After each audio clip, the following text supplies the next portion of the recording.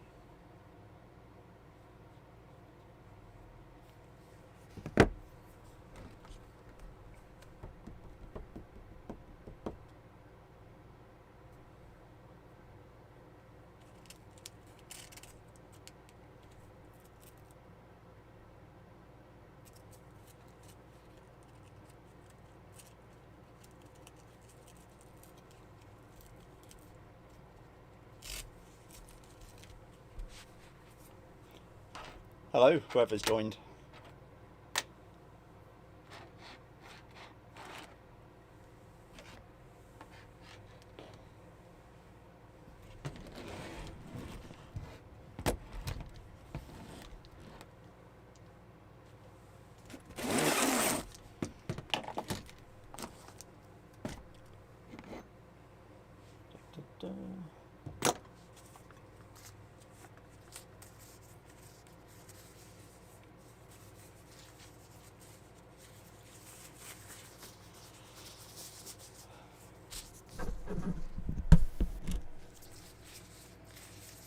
I'm hoping the audio works.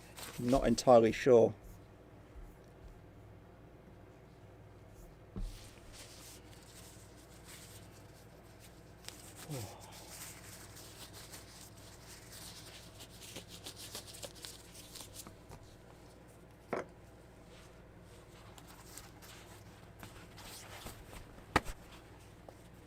Right, well, thanks for joining. First things first, I'm going to get these shocks pulled apart. These particular shocks already have the pen spring mod in 2 of them, but these are actually using pen springs, but they're slightly different springs because at the time I couldn't find the right springs. So from the video today, the box of springs, 4 shocks, just get these apart. Not going to bother trying to save any of the existing fluid. Drop me a message in the chat if you want to know anything about what I'm doing.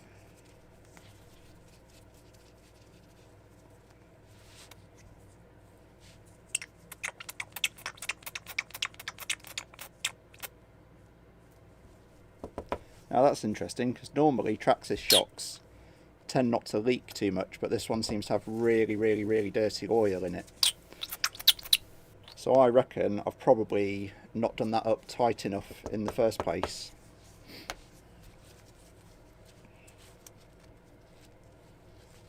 Oh.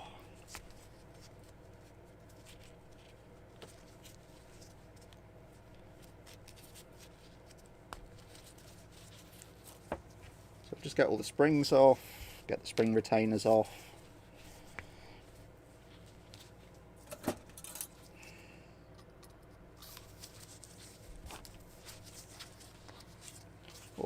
up nice and tight.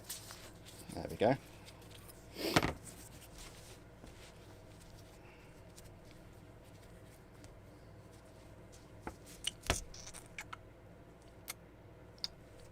Oh, that one's looking a bit gross as well. And seems to have a bit of a vacuum lock in it. So, because we'll be pulling those pistons out, we'll try and clean these down as much as possible. Oh, actually, are those two the ones with the springs in? Yeah, they've got the springs in. Okay.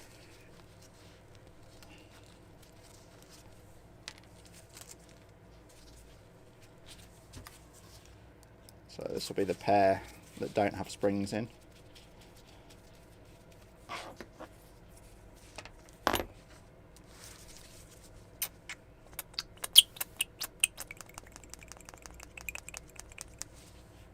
Yeah, that's quite gross as well.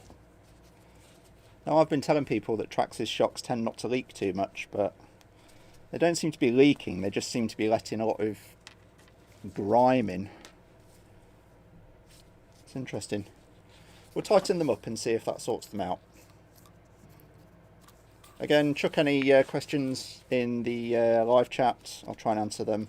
There's a bit of a delay, so I'm probably saying this about 1 or 2 minutes before you actually see it happen. Snapchat's telling me people that I don't know are on Snapchat now. How wonderful. Oh, gross. Right. They're all empty. Need a piece of card. Just use a box.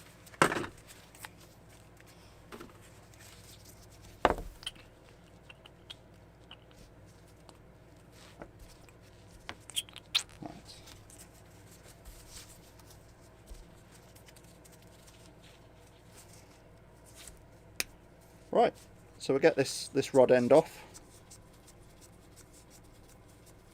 Let's see where we get to.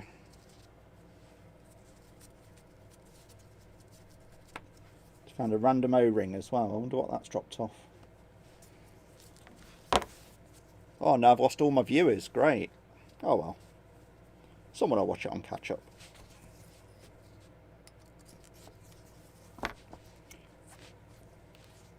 Right, that's one pen spring.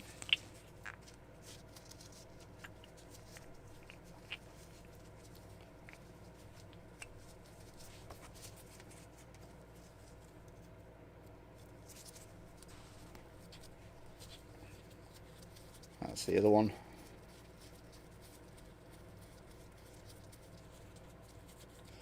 So yeah, when I did this mod the first time, the springs were unequal lengths. Not sure how well it captures on camera, but actually the compressed size was the same because the one on the right's a more coiled spring. But I'm going to change those for equal length springs. In fact, they're going in the bin. Don't need those anymore.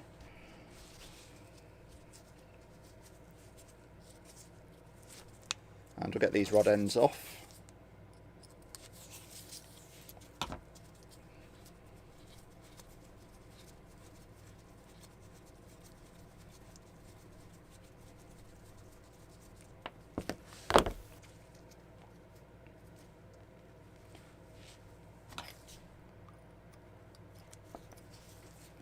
Get these pistons apart. So we're on the fourth one.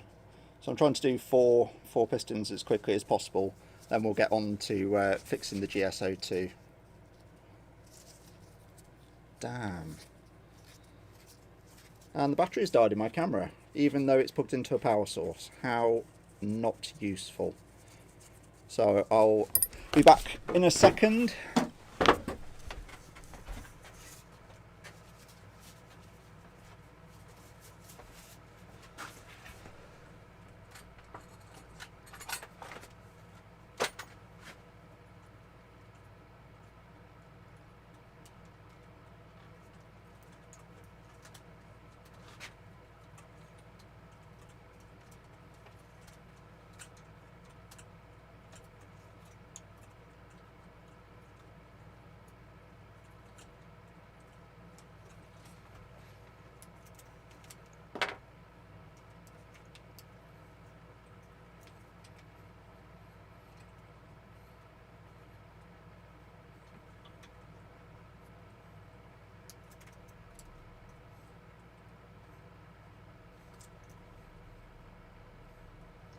And we're back in action.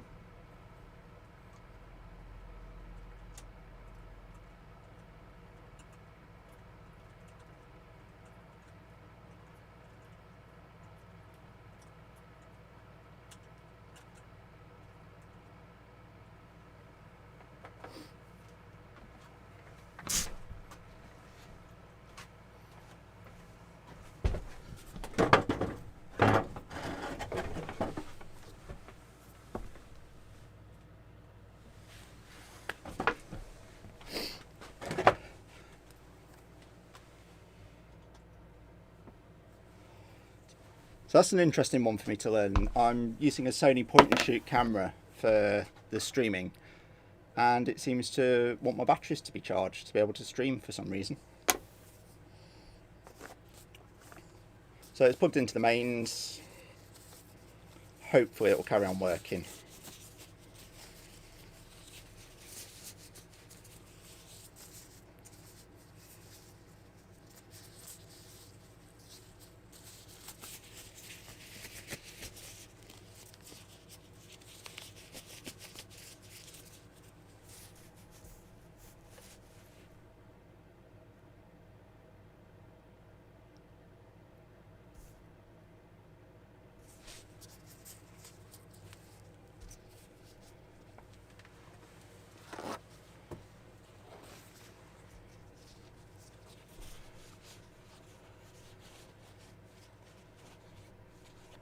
Right, just cleaning up all these pistons. Gonna pick a spring for them in a moment, and then sort it all out.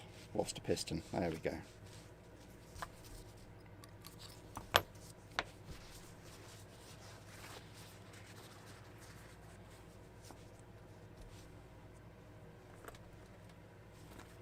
Right. So this is the box of springs from the video. For Traxxas shocks, I can't use these huge springs, even though I really want to. I'd love to use these springs actually as a kind of actual spring for the piston. Probably help if I don't drop them all the time. Use those as the sort of spring on the end, but you know, we'll see. Probably try that out in a minute. What am I doing? Right, so I want these small springs. So for this one, I'm just popping in some 5.5 by 17.5 mil springs that when they compress, they go down to 4 mil. So that shortens these shocks by 4 mil, which is perfect for my use case. Because all I'm trying to do is just get the centre of gravity a bit lower on the GMade, and it's already pretty low anyway. So just like the video, shock on the piston, push the piston in, try and get the rod end captured just a little bit to help pull it down. And then yeah, get a bit of cardboard on there and grip it, and away we go.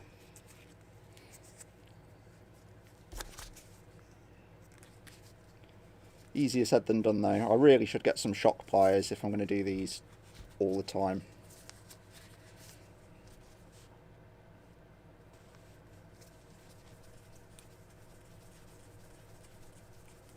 And unlike the video, I can't just jump cut past getting this bit done, so unfortunately it's to sit and wait and enjoy the dulcet tones of a Nottingham accent. Just going to turn my heater back up. There we go.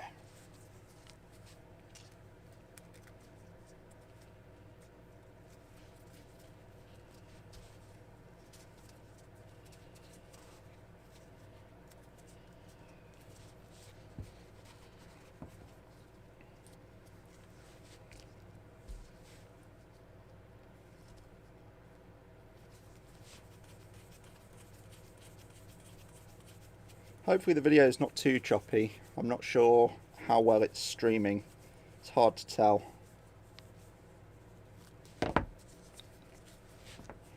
Right, that's 2. Get these springs on both of these.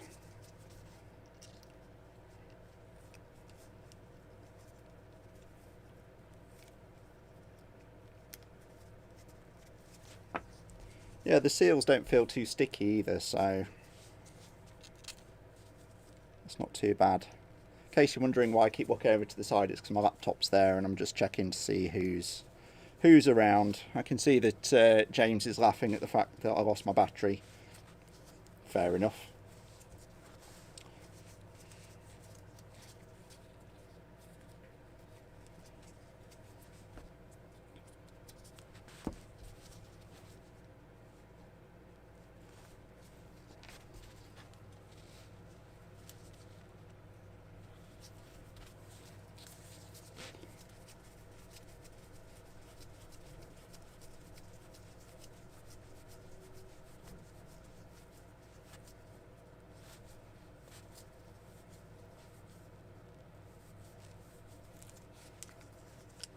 Oh, nice one. Yeah, I'll tweak the bit rate in the middle in a bit, see if I can get it to be a bit less choppy, just while I've got the gloves on. Get the mucky jobs done first.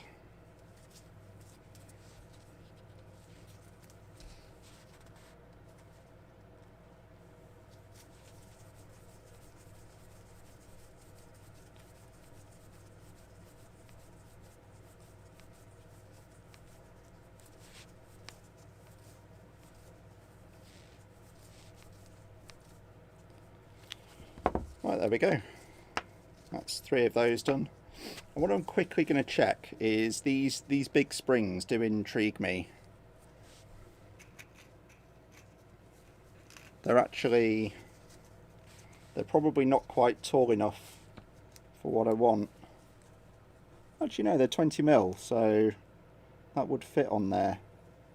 The problem is the rod ends don't fit with them. So that'll be an experiment for another day, is to use these springs instead of the standard Traxxas springs, because when you use these big fat springs on these, if you put your shocks in a lay down position, which I'm not actually doing on this chassis, when your wheels turn they sometimes rub on the springs, so it just stops that rubbing on the springs. That's if you care about the paint on your springs. If you don't care about your paint, then don't bother. Probably help if I put the spring on before the spring retainer as well. So I'll get these springs on, I'll get some oil in, and then I'll have a look at the video quality.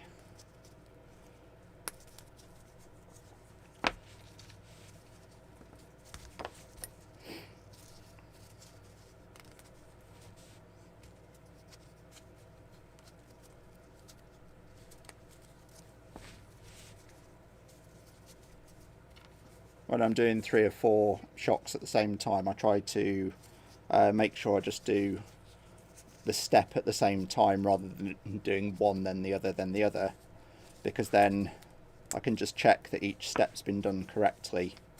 I don't end up with inconsistency, and I can see why these shocks leaked actually, because the bottom retainers, the bit that holds in the seals for the shaft, that's a bit loose on 2 of them, and that's why they would have got dirty, because it wouldn't have held those seals in place properly. So I'm just pulling the spring out the way and just tightening up those seal retainers, which adds the tiniest bit of stiction, but it's not the end of the world. I prefer just the tiniest bit of initial stiction to oil, shocks full of grit and dirt and mud. Right, that's 4 shocks done, and we'll fill those with some oil. I'll just see what I've got the most of, to be honest. I want to try and run as light as possible in this one. This is quite a light rig. When it's running, it's probably around 2.5 kilos with a battery in it. So I'm going to run, the 35 weight. And there's some videos coming out in a few weeks that are to do with this motor, which is an outrunner motor, and this slightly dead ESC, which in the video it doesn't die, but it died afterwards, and I've got a replacement coming. But when the replacement comes, I'm going to put this massive outrunner motor, which is more powerful than a Holmes Hobbies revolver snub nose, but probably not the revolver, somewhere in between. And that's going to go onto the GMade, which is going to reduce the weight by probably about another 100 grams, which will be awesome, because the GMade runs this 540 can 27 turn motor, and this crazy outrunner probably has 4 times the torque, a bit less on the kV rating, but 4 times the torque. So we can change the pinion, but it's shorter and lighter. Right, get the 35 weight in. So easiest way to bleed your shocks: get your springs on, get some oil in, just cycle the shock, get all those air bubbles in. In fact, not too many air bubbles, that's quite good. Yep. And you just cycle it enough so that the shock oil gets into the bottom of the shock. And you'll just get a load of air bubbles rising to the top. And then if you've got a stand, put them in a stand, or if you're like me and you realise that if you slightly overfill them and you're willing to throw away just a tiny bit of shock oil, by the time those bubbles get to the top, you can actually just compress the shock, and those bubbles will be in that little cap over the top. And then when you place the cap in, those bubbles will basically just get pushed out to the side. So now I've got the shock fully compressed. I'm just slowly winding this cap in, and what that's doing is pushing out any shock fluid that needs to be displaced, all the time keeping some pressure on the shock. Then I pull the spring down for the final bit. Don't go too fast and you should be able to get it done first time. And then finally just make sure it's still compressed. So I'm compressing it with my hand and just tighten it up with a hex driver. And we have one shock with a pen spring mod, and I can't quite fully compress it. And I'm going to do that stage at the end, because what I'm going to do is let the air bubbles rise to the top, and then I'm going to bleed out enough fluid that I can compress that. But for the moment it's just going to sit in a vaguely upright position while I do the others.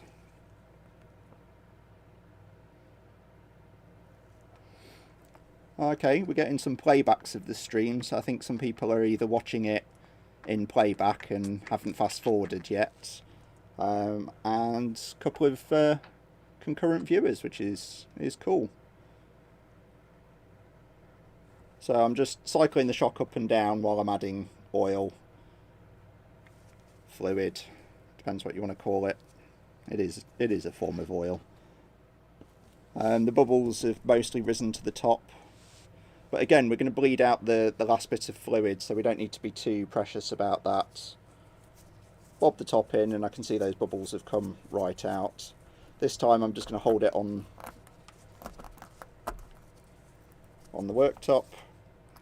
Just do that up. You don't have to do them up at this stage. I just do it because I tend to knock them over and I don't want to lose any fluid. I'm just going to wind the spring retainers right off, because the springs are there more to provide the tiniest bit of downward pressure, but not a lot. I want this thing to be pretty much running on the bump stops most of the time, because I've gone mad and I'm just doing low CG all the time. As soon as I've finished with the shock fluid and I move on to the parts, I will try and get the stream a bit less choppy.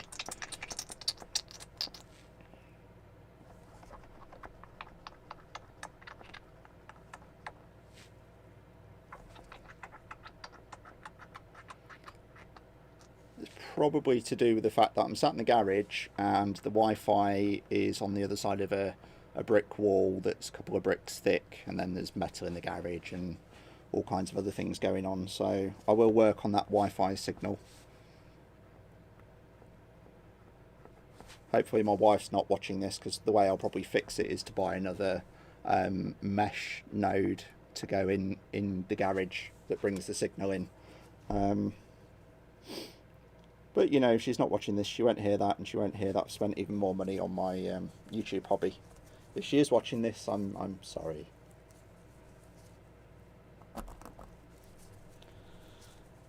But she probably won't. She'll get bored of all the technical stuff and the RC things, and if she wanted to watch me in the garage, she could do it in person. Right, that one's much better. Right. They're starting to fall over, so I need to find a better place for those. As I say, they just need to be upright so that the air floats to the top. Get this last one filled. I don't know what shock weights you run.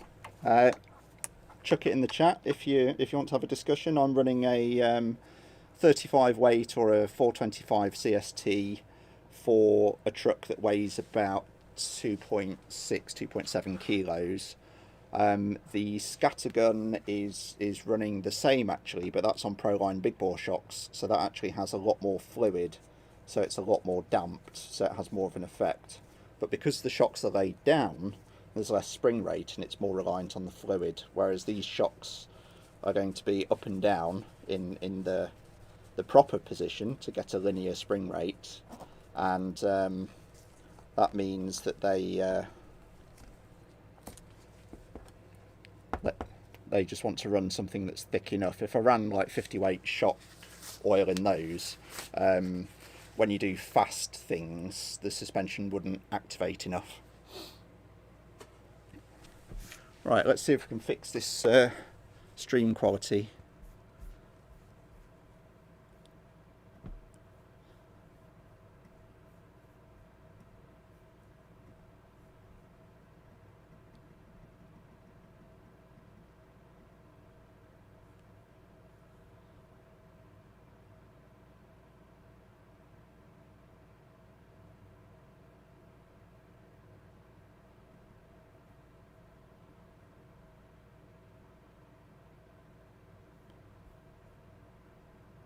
Yeah, it's dropping 45% of frames, so I don't know how to fix that. We'll see. We'll see what it's like.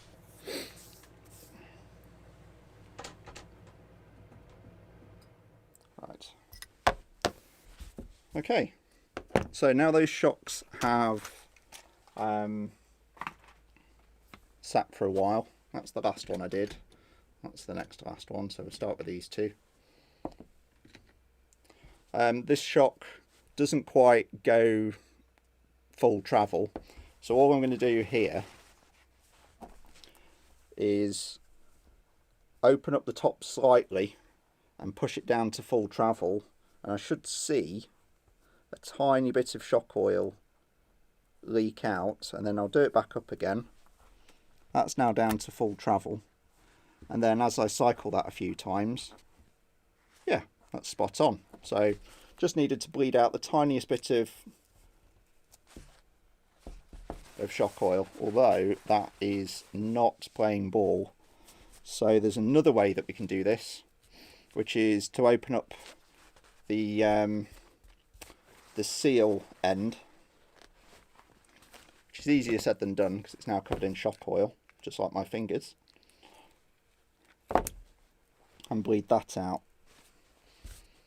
But yeah, we'll do it from the top. We'll just there's another thing that we can do, which is just to dab out a tiny bit of shock fluid. So what I'll do is just lift the cap, put in a bit of paper towel,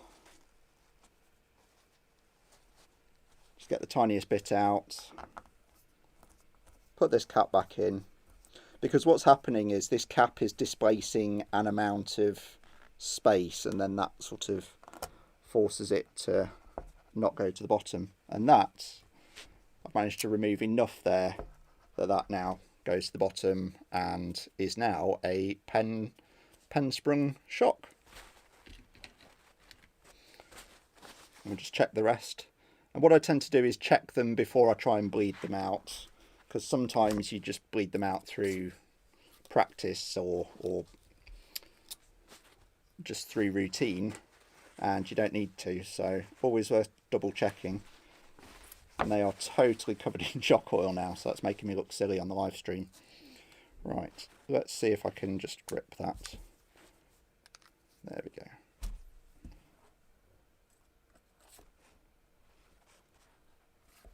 go.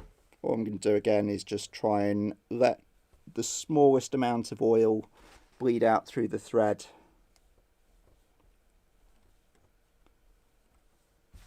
And then just do them back up again.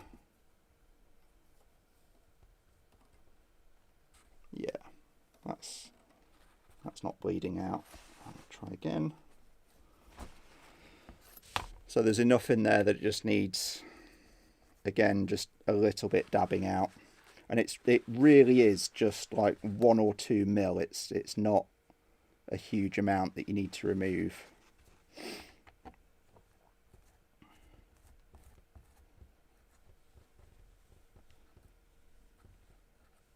Yeah, I literally tapped it with a paper towel that didn't even look like it came out that wet, and that was enough to get this to bleed. Yep, that's it. Make sure they're reasonably tight. You don't need to make them so tight that you can't undo them again, but obviously you need to stop any air getting in or out. That's feeling nice. That's sat at a nice mid-height as well, just as I hold it, which is spot on for me because I want them to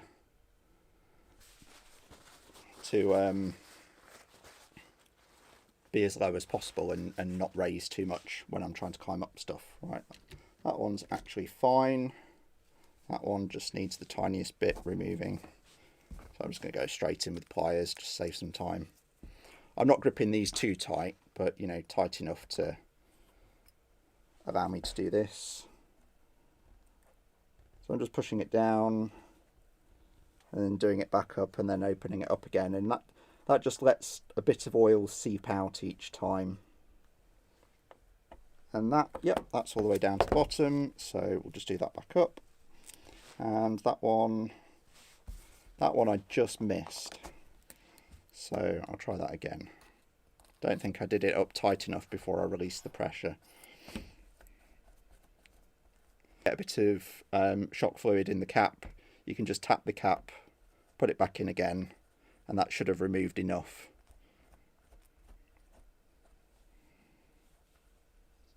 It's just about balancing the volume.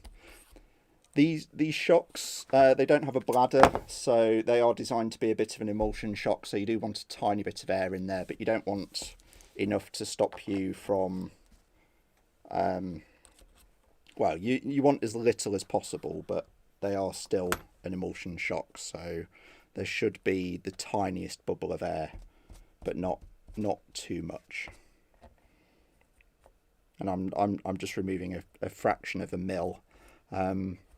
But what we've got to remember is this is like 1/10 scale, so if you remove 1 mil, that's like taking 10 mils out of normal shock, so it's all about the total volume of that tiny container. Right, that's the shocks done. They all hit the bump stops, they're all good. There we go, live demonstration of a pen spring mod, or how not to do a pen spring mod.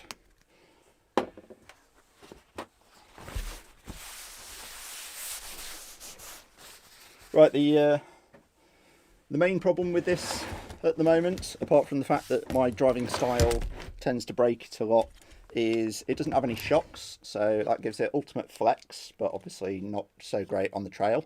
But that's why we've just done these. The main problem is one of the CV joints went. So normally when you turn your axles, when you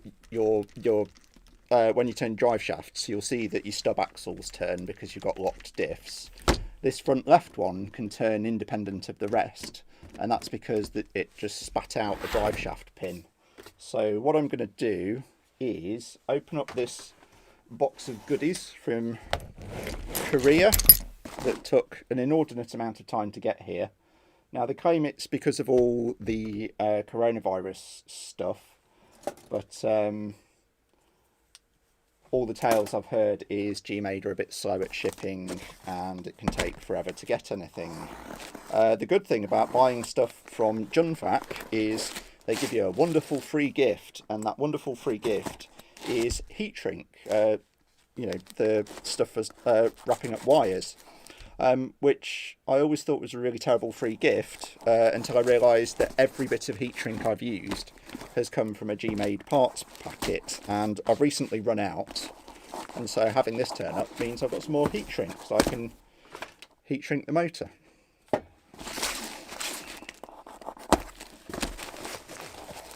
Right, I can't remember what I bought, so I'm just going to double check. I've got some pins here that I think are the right pins to hold the drive shafts together in case it decides to spit them out. I think that's the CV pins. We'll find out.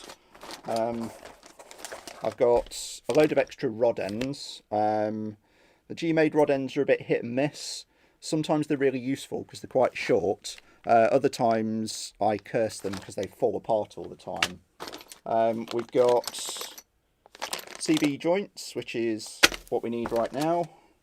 We've got bits for CV joints, like the stuff that fell out and bits that I lose out the axles. Loads of rod ends. They must have been cheap. Oh yes, plastic balls and the replacement bushers that I need, because GMade's aluminium knuckles don't play nice with the brass bushings, and also they do aluminium hollow balls as an upgrade, and they're absolutely terrible. Like, they just wear out in seconds, and you do all the ball ends across the whole thing and you feel like really good that you freshened up your rig and it feels really nice and tight, and then after like 2 hours on the trail it's just a floppy mess. So as I get the motivation, I'll say, to replace those, or if they just wear out like they do, then they're going to get replaced with the plastic ones because they're just much easier to deal with. So that's great, and I seem to have bought loads of those, so I thank my past self for buying these, especially the fact that I need those bushings, so that's awesome. What have I got? I've got some stickers that are not a pre-cut sticker sheet that you have to mess about with. Oh, they gave me different coloured zip ties this time, and some heat shrink. It's free. I'll take it. Right. Oh, I'm really pleased I did actually buy those bushings. That's great. Probably because they were like $2 or something. But the most important thing is these CVs. And for some unknown reason, I've only bought one set. Oh yeah, because I bought the pins and things. Oh, great. Oh, well, that's typical GMade thing. So on their parts thing, the pins that I've bought don't actually fit the CVs. But that's fine because I've got 2 CV joints. So I'm only going to install one today because I don't want to be in a position where I've installed both and got rid of the broken one and everything else. And I might even cheat and just install the pin, but let's see how we get on. So these are the MIP drivers. These are absolutely amazing. And this is the Bosch push drive that I use for putting stuff together when I'm confident it's not got screws made out of cheese, or at least taking stuff apart. I do want the blue version, the professional version, but it was out of stock at the time, and I had aggravated my RSI, so I was kind of in two minds about waiting for it. But they do a professional version that's not a lot more. I think it's only about 5 or 10 quid more, that has a torque setting and an actual clutch on it, whereas this one just has a motor torque, drive torque. So you just have to be a bit careful. Don't hold it too tight when you're doing stuff up, and when it sort of spins out your hand, that's probably where you're at. So I'm just going to pull this knuckle off and see what the damage is, and get this one off. And you probably can't see it on camera too well, but the tolerances that I'm talking about, like there's a brass bushing in there, and I can get a screwdriver all the way in between the bushing and the knuckle, and it just means that you can't get it tight and it just flops around, and it's just annoying. So I'm going to replace those bushings. I'm going to be careful with the bolts I've just thrown out all over the desk.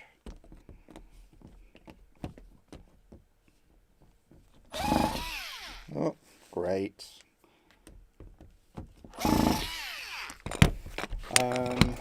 I have a stuck bolt.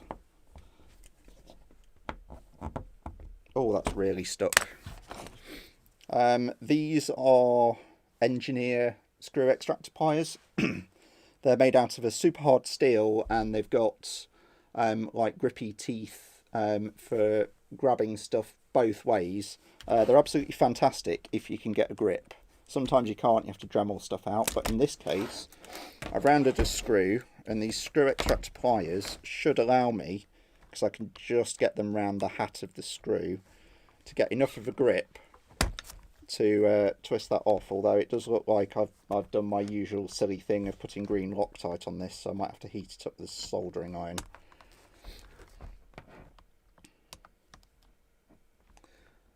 And hello to Tom's Tube channel as well, just joined in. Yeah, that's going to need some heat, so I will grab a soldering iron in a minute. So these are the GMade brass bushings. Yeah, they're rubbish, so they're coming off and the plastic ones are going back on. Let's do this broken CV first. So it actually doesn't look like it's done any damage. Get the new one out. It does look to be a case of the retainer and the pin has just got a bit worn out, so just going to have a look. Yeah, so they've actually made the CV, parts of the CV joint are made out of what looks like hardened steel. Yeah, that's definitely hardened steel. So, trying to work out how I lost a pin in the first place. Let's have a look.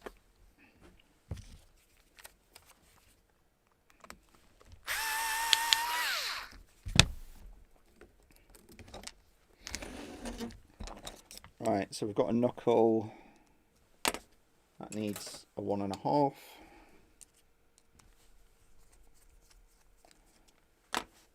So I'm just going to pop off the hex nut, which is held in by a tiny little grub screw, but also on the other side there's like a pressure fit pin. There we go. And then I should be able to knock that CV joint out. I'll probably grab something a bit bigger to knock it out with. Yeah. There we go. Oh, lovely. That looks like a bearing has exploded. Lovely. Now that's just the outer case. I might come back to that in a minute. I've got some bearings somewhere.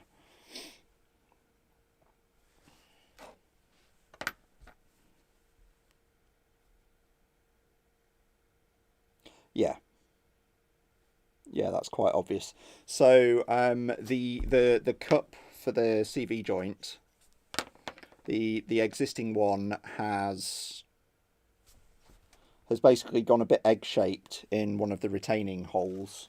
So it's a usable spare. If I was in a pinch, I would reuse that, but I do have a spare one in the bag. I'm going to just pop on the new one, and in fact, rather than running an old socket into old ball into a new socket, I'll put those together. I'm not going to put any grease on the CV joints, because if you put grease on your CV joint then you just wear out the insides. So I'm going to leave that dry and probably dig out some graphite lube in a bit. Just put this ball joint together. So there's a little sort of cylindrical thing that goes through the rod. It has this little pin on it, but we don't put the pin on yet. Try and make sure that the hole for the pin is facing up. Put that on the ball and then drop the pin all the way through. And in typical GMade fashion, the hole for the pin has been machined really poorly. I can't get the pin in, so I'll try the other cup and hopefully that'll be better machined. If not, I'll have to get the Dremel out, but they do have a habit of this, of not machining stuff out properly. At least on this one, the pin is now long enough that it fits all the way through, so that's good. previously, I think on the other CV joint, the pin didn't fit all the way through. Right, off we go. So that's the ball in there, and the pin goes through. There's no easy way to do this, although I'm sure someone will comment at some point there is. And then, yeah, we've got the ball in the socket. There's a little cylinder in the middle. The pin's gone through. Put the casing on. And that is a fixed CV axle. CV joint. Just going to get rid of some of the grime that's on this as well, where that hat's been rubbing.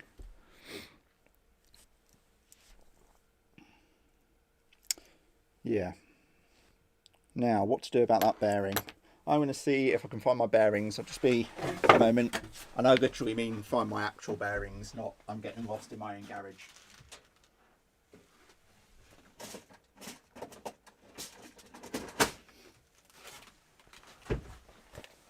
There we go.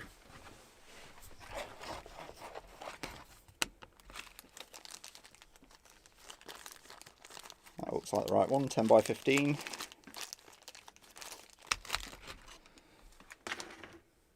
So we want to get that bearing out of there. That's going to be fun.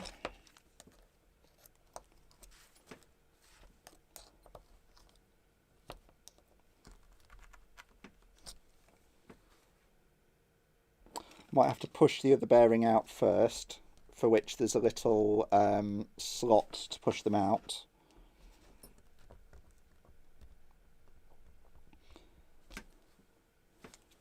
And then I should be able to get under this bearing. Inside the knuckle, where the bearing seats, there's a little slot for you to be able to get at the bearings. So they've obviously designed it with that in mind. I'm half tempted to put the plastic knuckles back on. Not sure. We'll see. Right. Yeah, that bearing's absolutely knackered.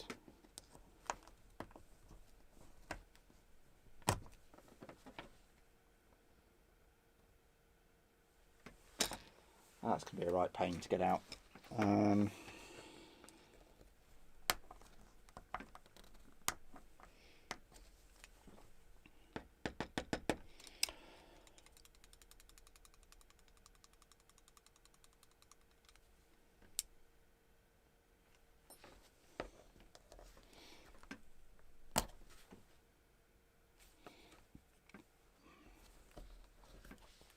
Really don't want to be hammering on bearings, especially when the inner one seems to be absolutely fine.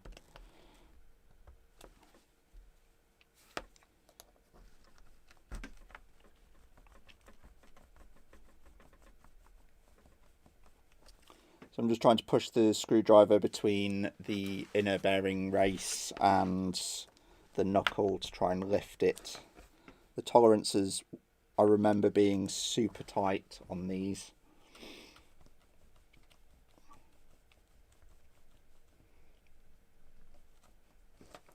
Wow, that is tight.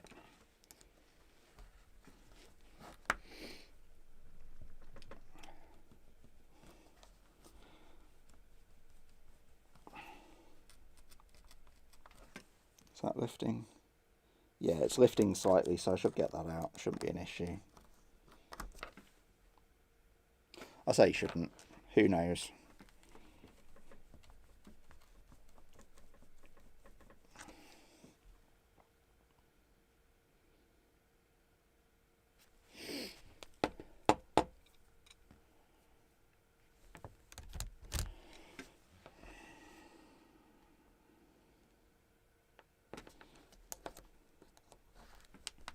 The problem is when the outer race gets stuck, you can't get any penetrating fluid between the outer race and the knuckle. So have a drink of water and carry on. Hydration is key.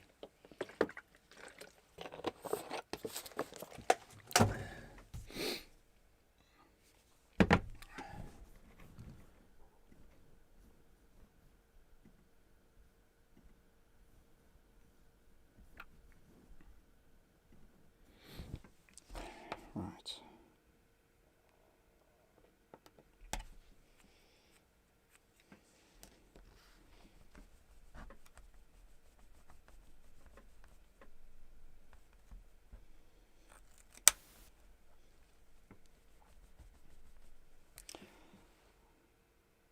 God, that is really annoying.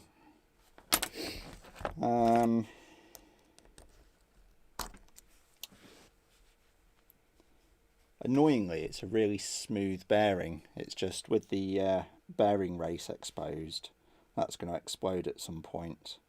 That said, this is a backup truck, so I'm kind of wondering if I just pack it with grease and get on with it, and, you know, if it goes, it goes. C'est la vie. Yeah. So not the most sensible thing to do, but I'm only going to end up with a screwdriver stuck in my finger. So I'm just grabbing some marine grease, filling up the bearing race with some marine grease, and then if it goes, it goes. If it doesn't, it doesn't. That CV joint's just going to go straight back in. And yeah, that's pretty smooth, so that'll be fine. It'll be fine. So I'll put the pin back in to hold the spacer. Now, I run crazy spacers on this. I don't normally recommend you run spacers on your wheels, but if it's like your backup truck or your play truck, then, you know, go for it. But it does tend to put a bit of pressure on the bearings, which we now know are not the best in the first place.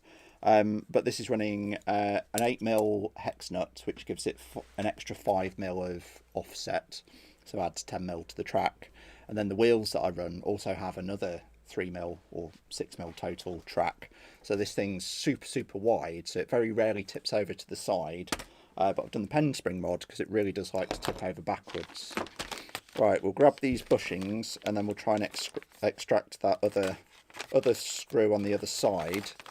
Then we'll get some shocks on, and then I'll just see what the time is. Yeah, it's nearly 9 o'clock, so probably get the shocks on and then give up for the night, because that will at least mean that it's a running, driving truck. Oh, and yeah, obviously put the ESC and a receiver and the rest of it in. Right. So these are just the little top hat bushings. You get one in the top and one in the bottom of the knuckle to make it pivot. Got some tweezers, make that easier to put in. Obviously gravity helps here, but you've got to have one the wrong way up. So the trick that I've found to this is to either be quick or be careful.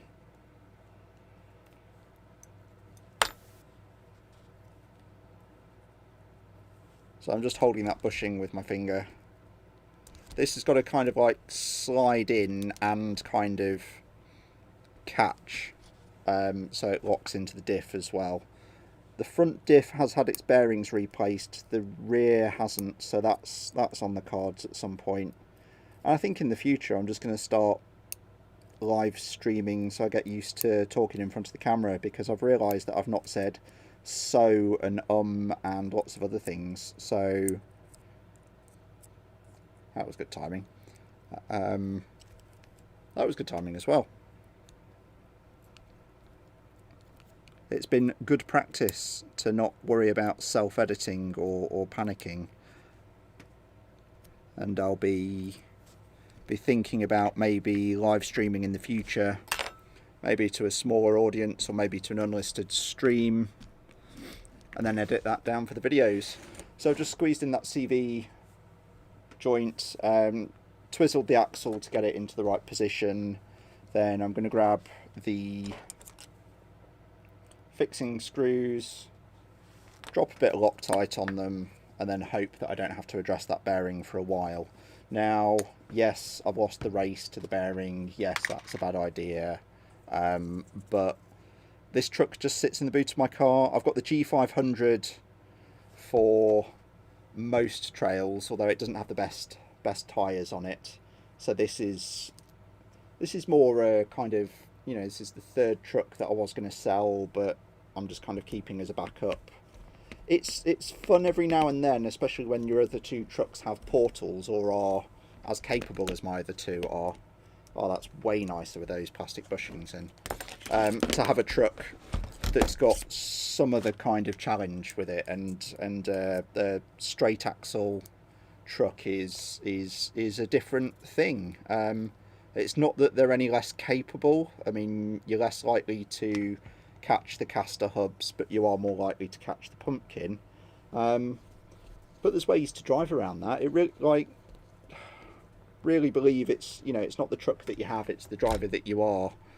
Oh, I can actually get those nice and, well, not tight, but smooth, whereas the brass ones always rattled, which was truly off-putting. Right, we'll have another go. Have another go at this screw that doesn't want to come out. Just need to grab it and commit.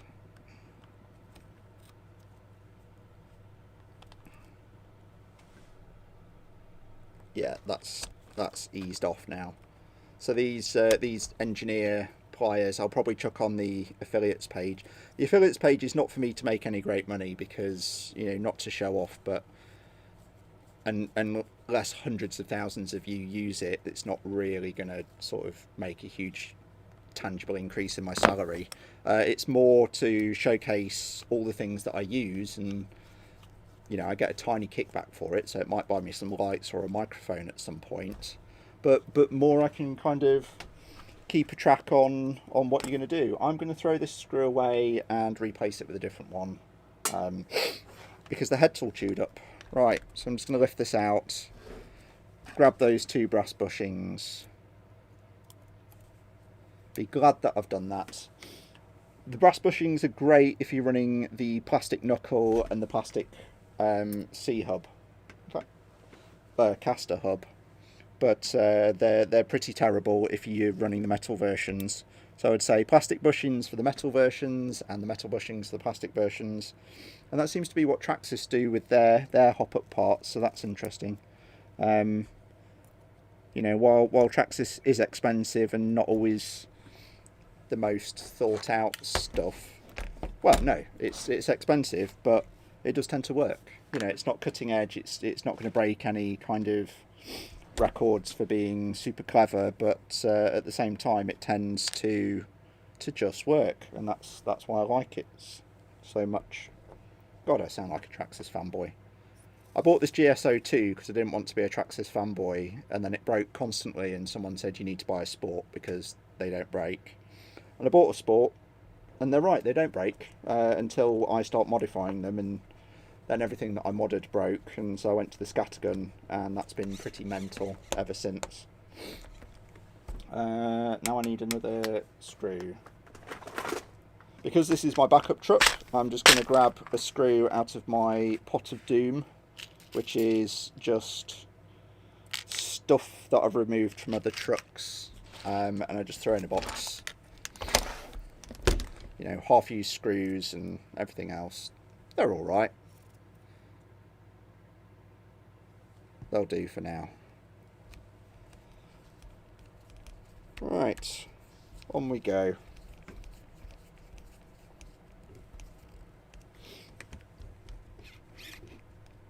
Right, they're smooth enough. We'll get this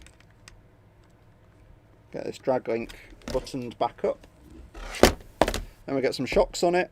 Then we'll get the motor back on. And then I'm probably done. And I think I'm going to go inside, have a cup of tea and go to bed. Again, not many people on the chat, but if you do have any questions, or if you're interested in anything, ideas for the future, ideas for future videos, stuff that you want to know about, just let me know. I've got a list of stuff that I think I'll make, but, you know, it's all about what you want. Right. What am I going to do next? Yeah, let's do some shocks. So, pop this on here.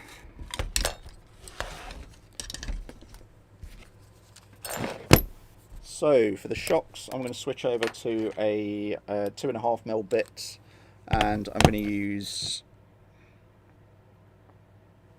yeah, I'm going to use my preferred bigger screws for these.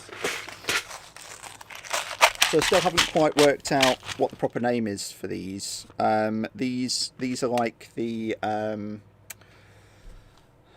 they're not like the mushroom head, they're like the round head. I find them better for suspension bits because it's the stuff that I tend to over tighten slightly, although I've just remembered this is plastic at the top, so I have to be careful there. I'm going to mount these shocks the right way up. Traxxas shocks actually have a wider side and a slimmer side, so always make sure you've got the wider side fitting out because that stops your shock from sliding off. This is going to need some Loctite. Again, green Loctite because you don't want it to come off. It can be a bit of a pain on the trail if something breaks with the green Loctite on it. But I do have a battery powered soldering iron now, so I might just carry that around.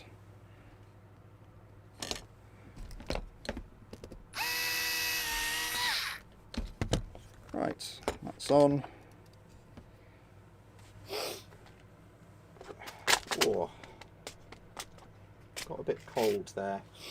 For the top screw, I'm going to use a countersunk screw, and I like to use these for suspension components that are moving around a lot, because it helps them stay. It helps the Traxxas, well, because these are Traxxas shocks. It helps that Traxxas ball end stay a bit better. I've just picked slightly too long a size, so just make sure I've got the right size. These are going into plastic, so I'm using my gentlest 2mm driver so I don't over tighten them. No Loctite here because you don't need Loctite on plastic. It's not needed. Right, and then we're just going to repeat the process with another shock, and then repeat the process with another shock until I've got lots of shocks on. I've noticed that these are plastic as well, so I'm just going to take that a bit easier rather than use the power tools. It's when it's on metal I like to use the power tools because you can't really over tighten too much, whereas with the plastic the power tool does have enough torque that it will go through that plastic.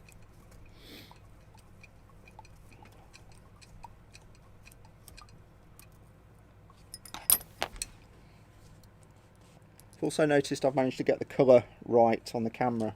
It's taken me a few attempts, but yeah, so yeah, it's looking quite nice. A friend of mine who's also got a YouTube channel, Sean in the Shed, really good. He does like all kind of maker stuff and makes things. I like it. He was the best man at my wedding and gives me lots of advice, YouTube advice, and pointed out that I do use and so and interchangeably as my thinking words. So that's why I keep kind of self-editing myself, because I've become a bit aware of it. Just trying to make sure I've got these long enough, because you don't want your suspension coming off ever. You know what? I can do these with countersunks at the top and the bottom. So yeah.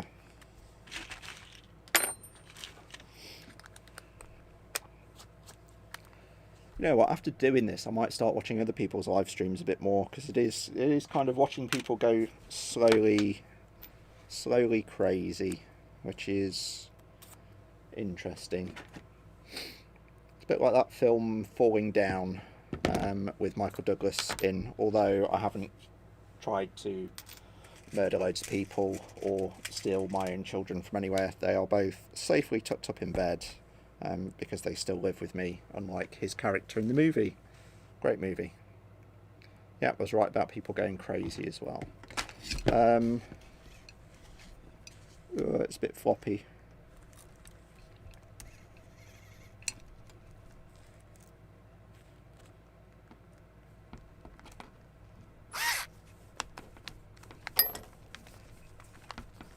Well, that bolt's a bit long. Well, it's not super long, it's the fact that the caster arm is caster hubs in the way. There we go.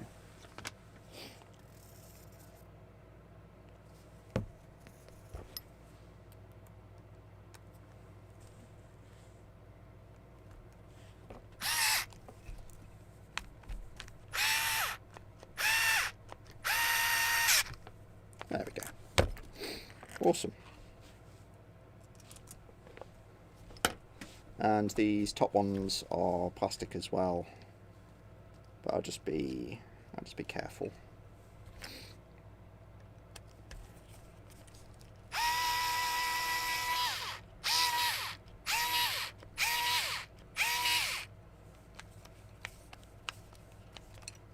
Yep. So that's one. It's much easier to do suspension on the side after you've got one of the parts on, because nothing flops around quite so badly.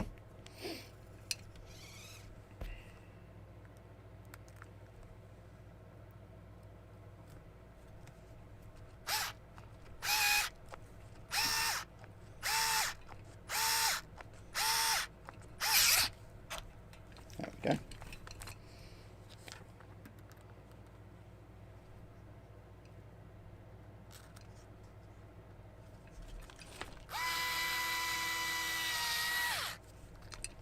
Right, that's that sorted. Come out there. Right, so we have the what have we done? We've got the CV joints sorted. I probably could, if I was motivated enough, start putting the shims in the diff to reduce some of the slop.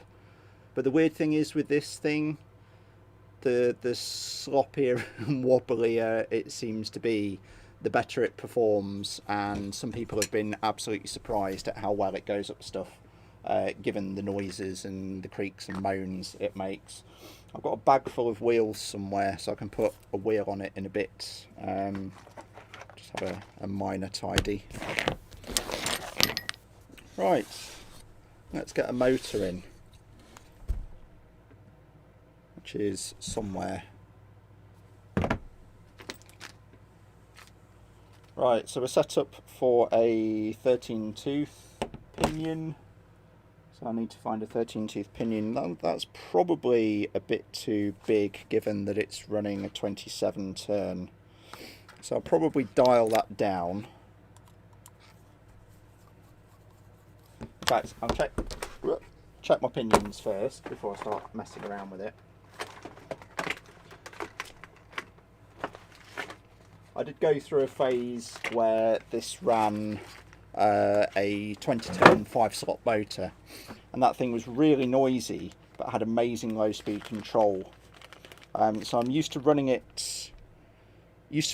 not too fast, like probably like 5.5, 6 mile an hour top speed. But I think in this case, yeah, I'm going to put it down to somewhere like an 11 or a 10 tooth pinion. Because I'm running 3S, I've got a 1080 somewhere, 27 turn motor. It doesn't need to be insanely fast. Right, what are these? They are 32 DP. Right, I've got 14. I mean, I could go crazy. I could put it on the biggest it'll take, a 15, and then it'll do like 10, 12 mile an hour, which will be a lot of fun.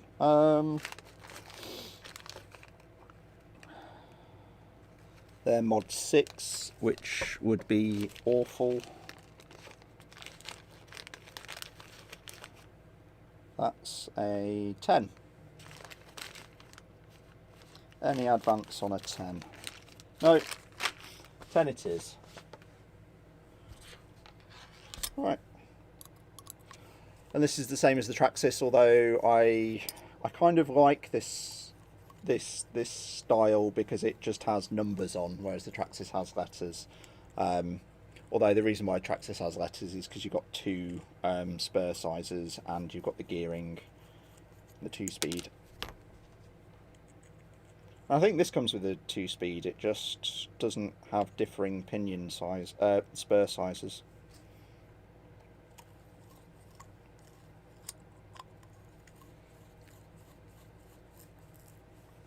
Right, we're on, that's set up for a 10 tooth now.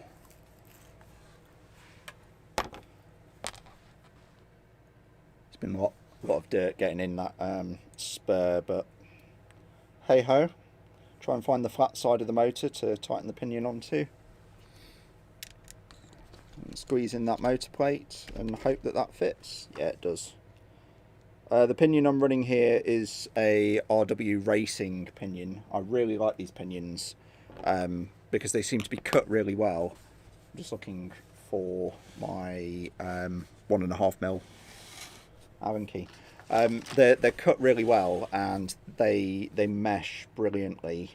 Really sharply cut, which seems to make them transmit power really well, but also not make an absolute racket, which some pinions do.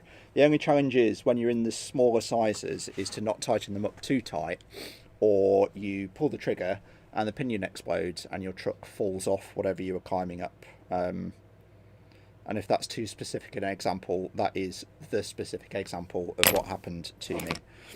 Right, that's good. We'll just check we're not going to rub. Probably want to try and get a bit more of a mesh.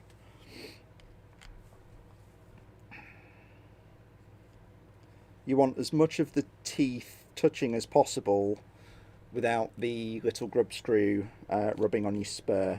If it does rub slightly, it'll just chew off a tiny bit of the plastic and you'll live. But, you know, ideally it shouldn't. We'll get this back up.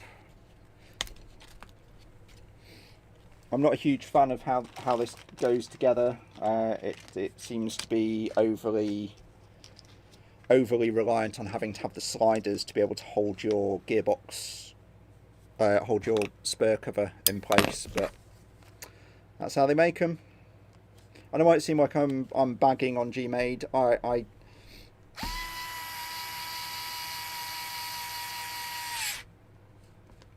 love this crawler. It crawls so well, so stupidly well for something that really shouldn't crawl the way it does. It just breaks all the time and everything's just really crap tolerances. It just requires a lot of effort to get stuff together. Yeah, and parts take like 8 weeks to turn up. But then you take it out and the counter-rotating gearbox where it turns the axles 2 different ways just makes it climb so well. It's just so much fun. And so yeah, I'm just frustrated I can't have more fun with it. I've just noticed I don't have a receiver in this, so I can either bind it to its RTR remote or I can try and bind the spare receiver I've got for my Spectrum, but it's a dodgy knockoff. It's one of those orange RC and I'm not sure it'll actually connect properly, so I might just chuck the RTR one in, get this electronics box on. One saving grace of the GMade, their waterproof electronics box is waterproof. I've had this thing underwater and nothing got in this box.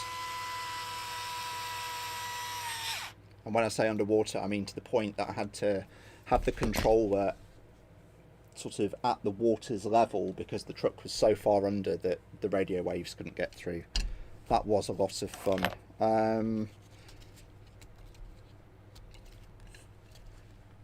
I mount the ESC in the battery tray, just at the back of the battery tray, mostly because it can just live there because I run short batteries. So they're right at the front. So we'll put this ESC back in. As I say, we'll get the brushless ESC at some point when they arrive. I ordered them off eBay to try a different one to the one that I was buying off Amazon that I blew up 2 of. And it said, yeah, to be delivered at the end of October, and then they dispatched it and it said sometime in 2021. So hopefully it's not October 2021, but we'll have to see.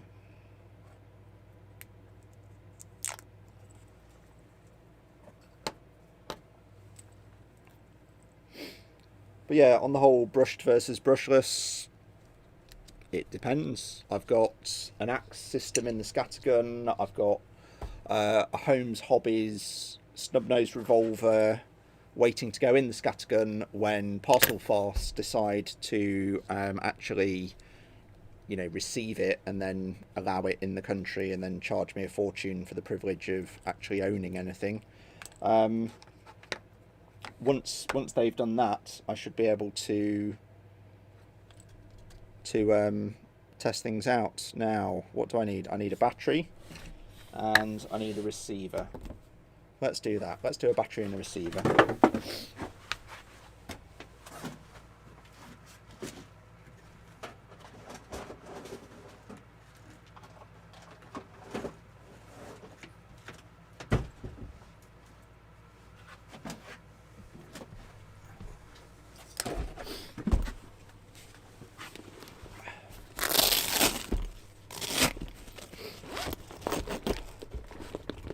One battery, tiny battery. So these were an interesting revelation. These are 550 milliamp 80C batteries that I found on Amazon, and they're stupidly cheap, and they weigh 60 grams each, including the XT30 to Dean's connector that I've put on them. They'll put out 44 amps continuous. If I've got that right, yeah, 44 amps continuous and 88 amps burst, which is more than enough to run this motor and ESC combo. So if I want things to be super light, I can run one of these tiny things, but I'm not going to do that right now. I'm going to use my standard 220 milliamps. I always test them before I start plugging them in. They should be on storage or thereabouts. Yeah, it's on 11.4, so that's fine. And let's see if we can bind a receiver. Signal into the throttle. Great.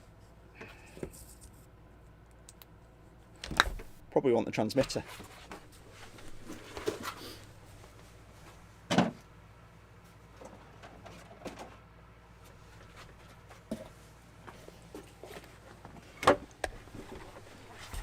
Right, the benefit of anyone that's just joined or is just appearing, we have fixed the CV joints, got it all back together, got the motor back in, changed the pinion down to a 10 tooth, got the ESC mounted in the battery tray, got a battery connected, and now we're going to try and see if I can get this orange RC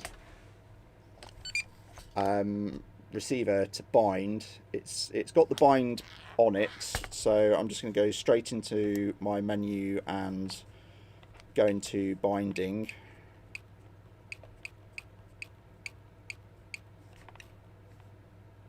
Right.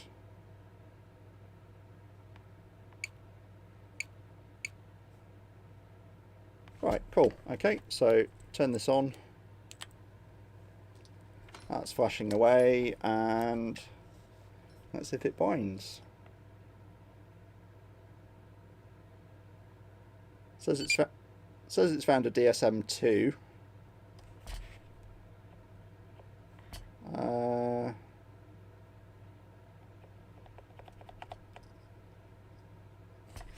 Oh yeah, I probably want to pull the bind plug out. That would help. It says it's bound. I don't believe it.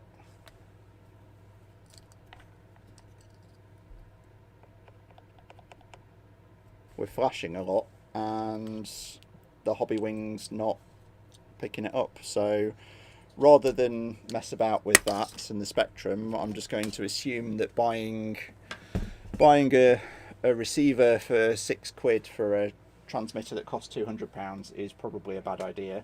So I'm going to plug in my FlySky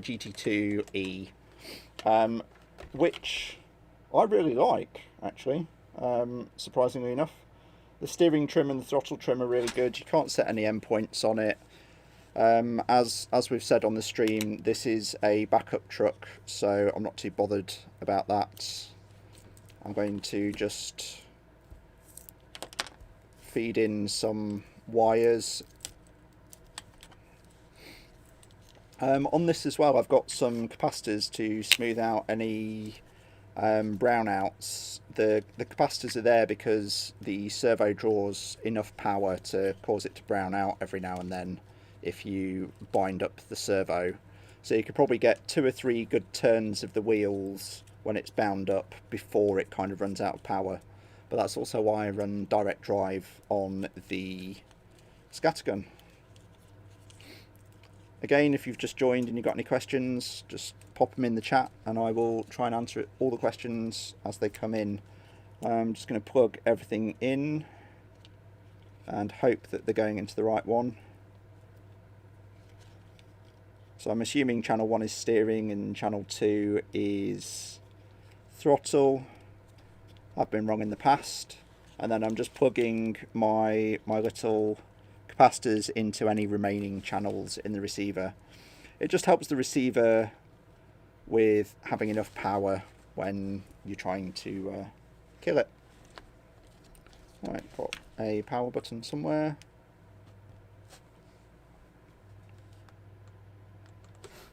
Turn that on. Great. Right, yep, and that is saying it's receiving power, so let's try this. So I'm just going to connect up the motor. Oh, my Gorilla Tape didn't do a great job. That's not stuck on at all. Put the ESC flat. Right.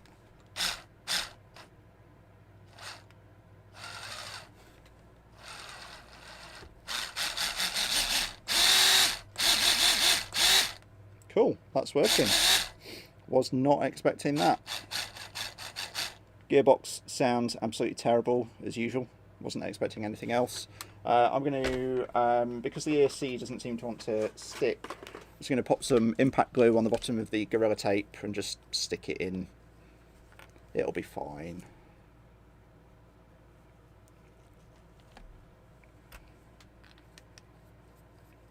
The video today of the pen spring mod, on the same evening I recorded a how to fix your shell and used loads of the impact glue and drywalling tape to fix the scattergun shell. That comes out next Wednesday, and hopefully if you smashed up your shell the way that I have, you'll be able to fix it. Right, that impact glue's nice and tight. That's all right.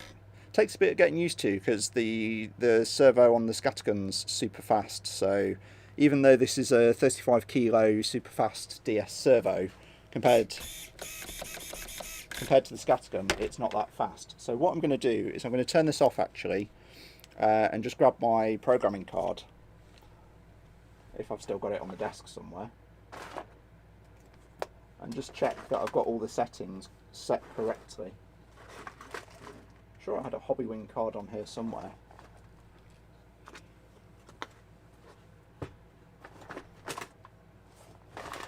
Maybe not. Must have put it away.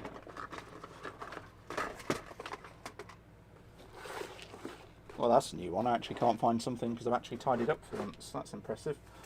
Yeah, just check for that.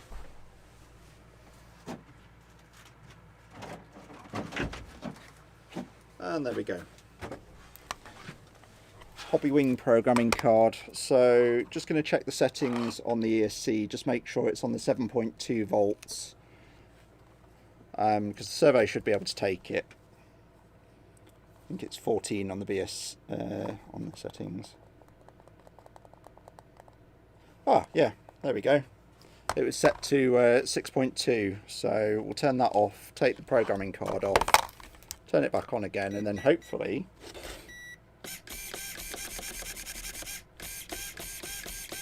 yeah, cool. That's all sorted. Right, now I need some wheel nuts.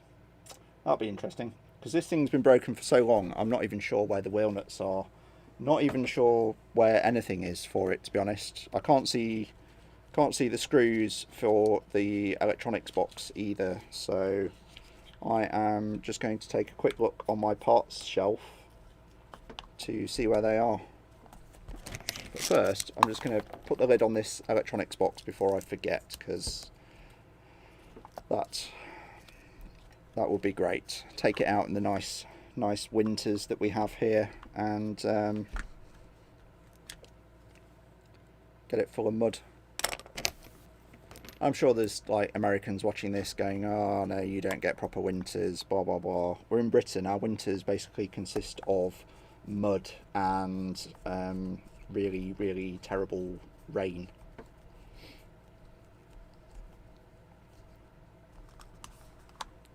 Right, cool. Okay.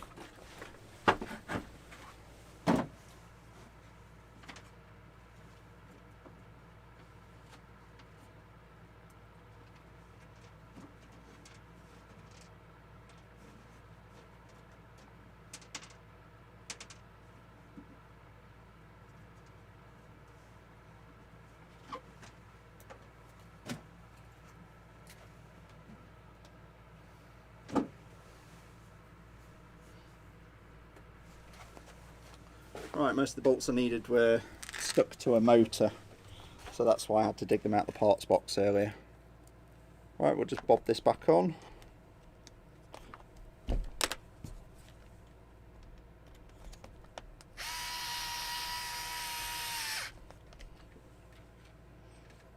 I'm just using reasonably short bolts just to hold the lid on. Doesn't need to be anything special. I don't know if you've got a GS02 and you're watching this, but the SSD sliders, these metal ones, they're absolutely amazing. But you just drill a little hole in the normal side guards, just a little hole in a nut, and that holds the SSD sliders on, and then you slide over anything. They're way better than the bomb sliders.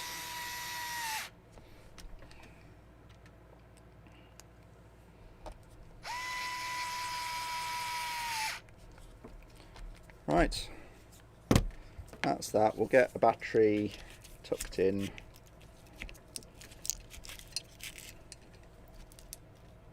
That will be where I'd normally run it. Plug that in. The on-off switch can just get held in by a Velcro, and we want some wheels. Now, I've got two choices for wheels. I've got these GMade wheels, which would reduce the track, or I've got some great SSD wheels which are really wide, but the front ones are weighted, so I'm probably going to go for the SSD ones and have front weighted rather than these GMade ones, which are sort of all four wheels would be heavier, but the SSD have brass rings in the front and sort of aluminium rings in the back, so they've got a nice balance.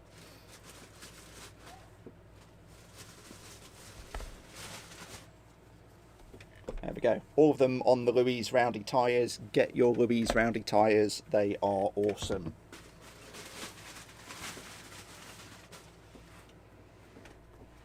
Right, so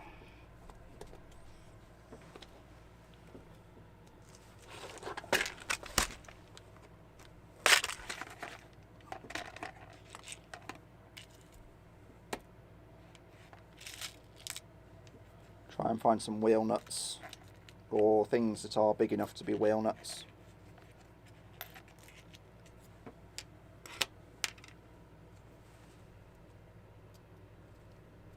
Yep, that's one, that's great. And then, if there's anyone still watching, I'm going to show you a great trick for popping your wheels on quickly.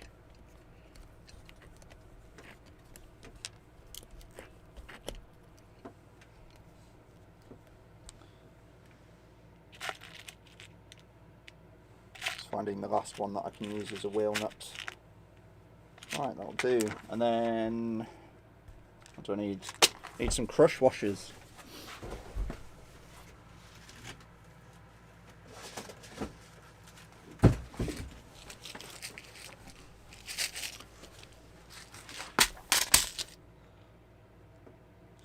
Grabbing some crush washers. Tend to use these just to hold, well, I mean to act as a washer, but also to hold the SSD wheels on. But, the battery's gone again. Let's sort that battery out.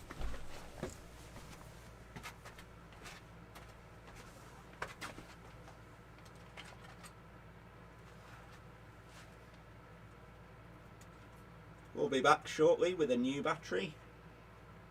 Why this camera can't charge and stream at the same time, I don't know.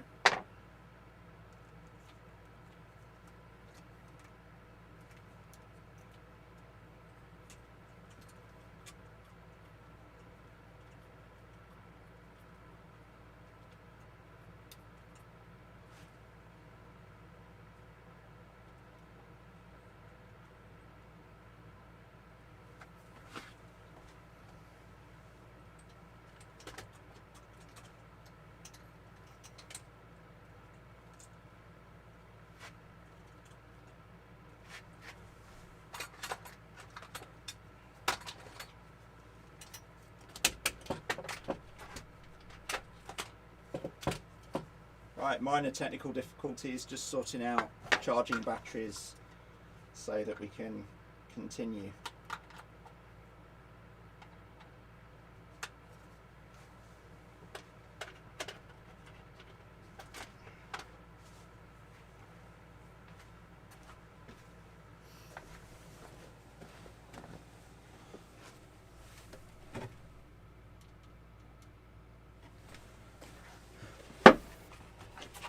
Well, as I said at the start, it's the first time I've ever streamed, so there we go.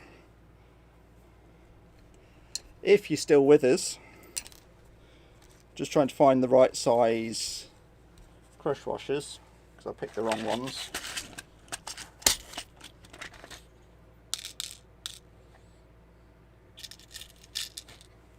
So just chuck on a crush washer, then the wheel nut, and then you grab your drill with a 7mm socket on it.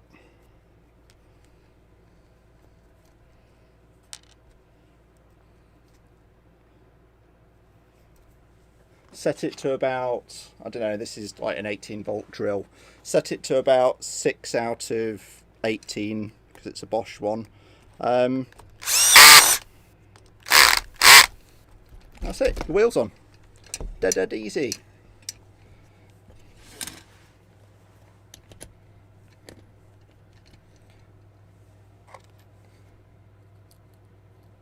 And then if your wheel falls off on the trail, you'll probably realise that you missed a step, which is after you've got your wheel on,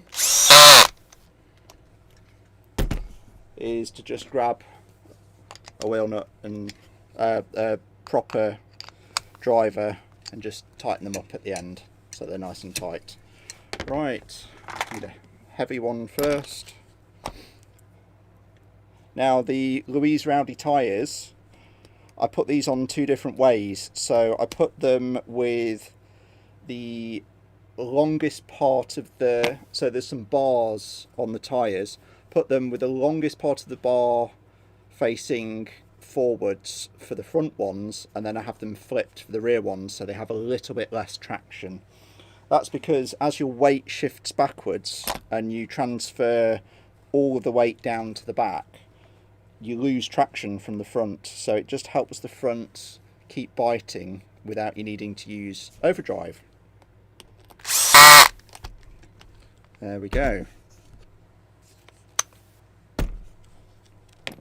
And that horrible noise is because my drill was set on the highest speed, so I just knocked it back down.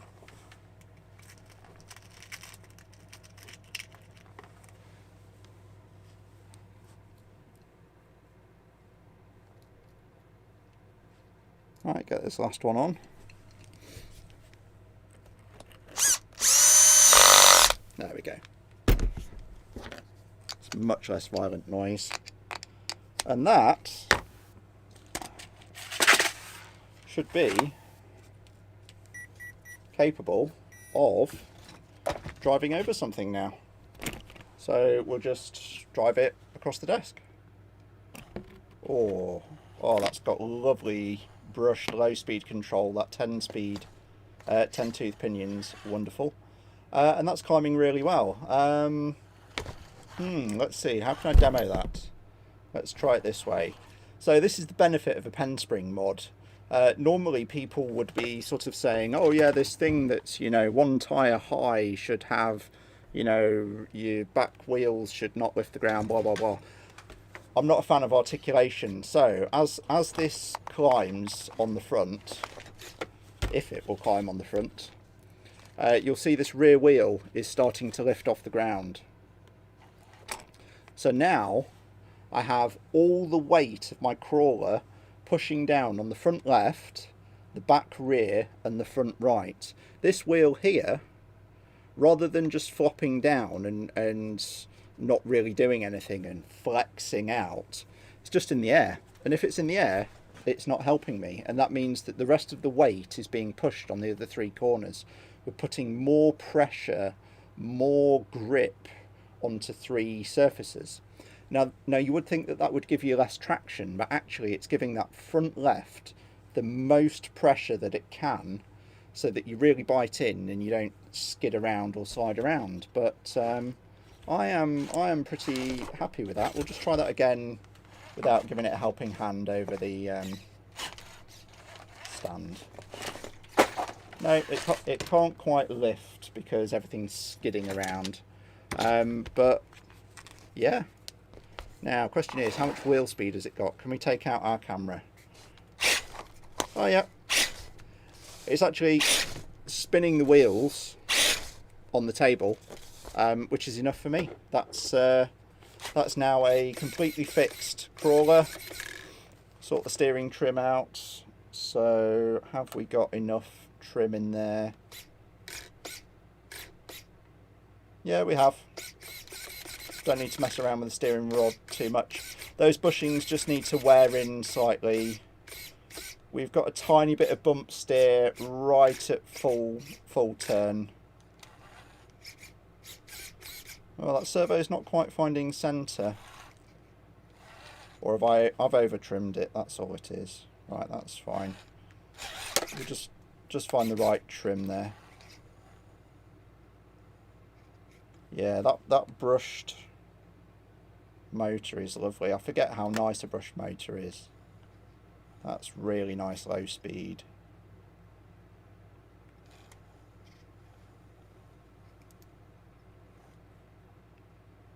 So we'll just see how slow we can go. There we go. It's just taking up the slack. Yeah, that's pretty nice. There's a lot of slack in this drivetrain, so it's quite choppy to get started. But actually, once the slack's been taken up, that's quite nice. When it's on a hill or something, it's much easier. Judging the low-speed startup on the flats a waste of time, because it's when you're trying to climb that you'll have problems. In fact, it's more when you're kind of facing down. But that feels lovely. I guess the final thing, just for the benefit of the stream, we will compare straight axle to the scattergun, actually.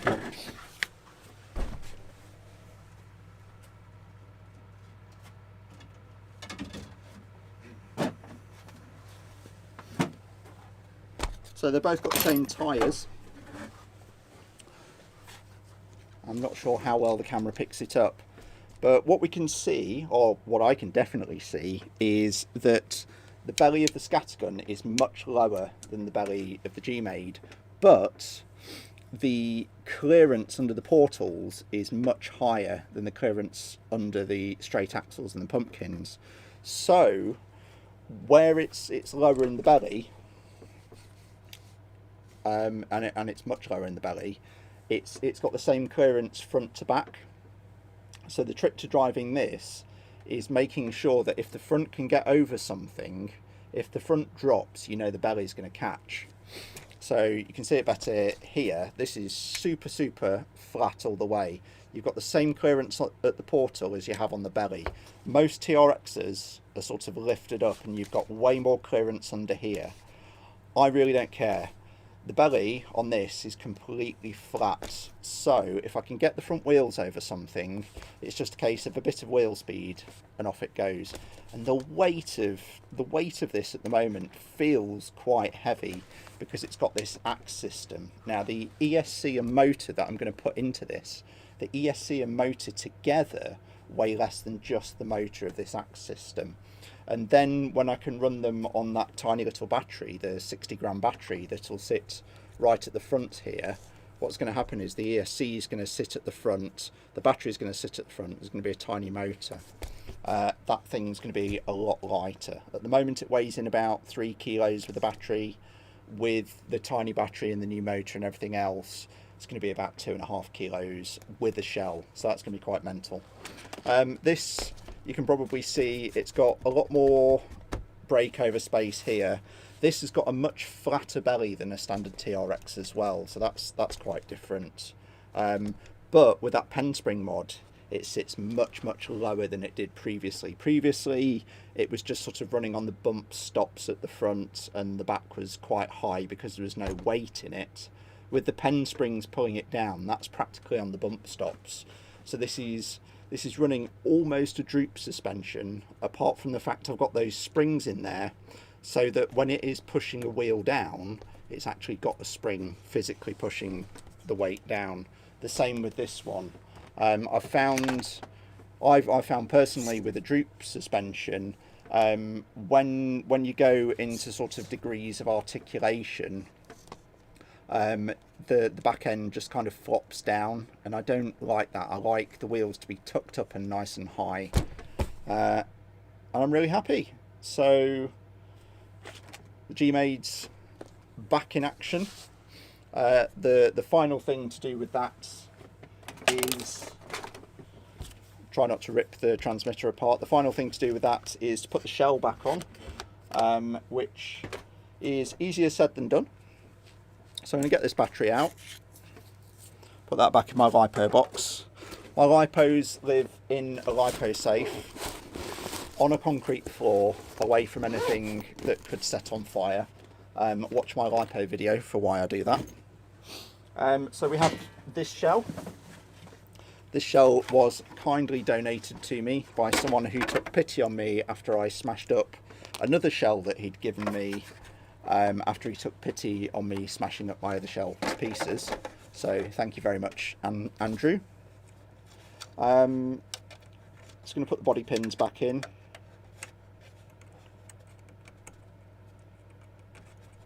So I'm headed back to Ormscliffe this weekend with a group of people, so I would invite people, but there's already 6 of us, so sorry about that.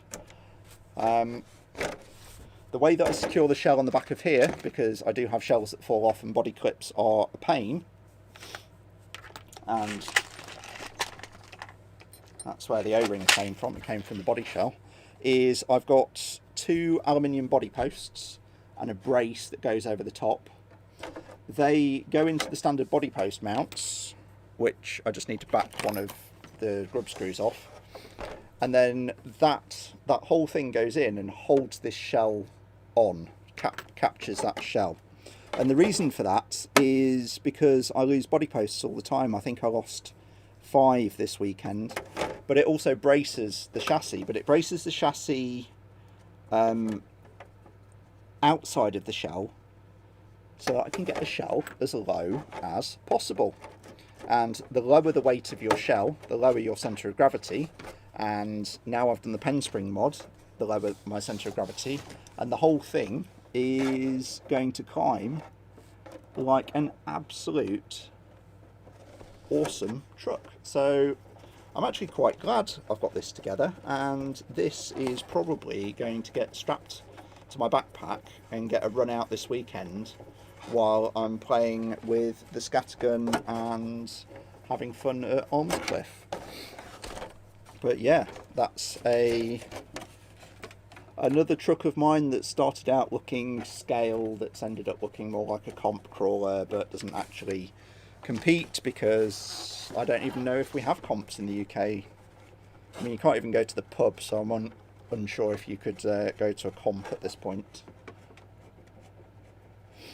And our Prime Minister definitely does not know what you can or can't do, so you have to refer to your local authority website, and having consulted on local authority websites, chances of them having the most up-to-date and accurate information is hit and miss. But everyone that works for them does their best, so that's all we can ask of them. Right, the GMade is back in action. It's been built better than it was previously. I've had an interesting time. We've gone through a couple of batteries trying to get this to work, but right now I'm going to go and make myself a cup of tea and I'm going to go to bed. And if you like this video, hit the like button. If you've got anything to stick in the comments, please chuck it in the comments, and please subscribe, and I'll probably do more of these, and I might even try and frame it so you can actually see the rest of my head. Not that there's anything to look at on the rest of my head. Thank you for watching, and until next time, bye.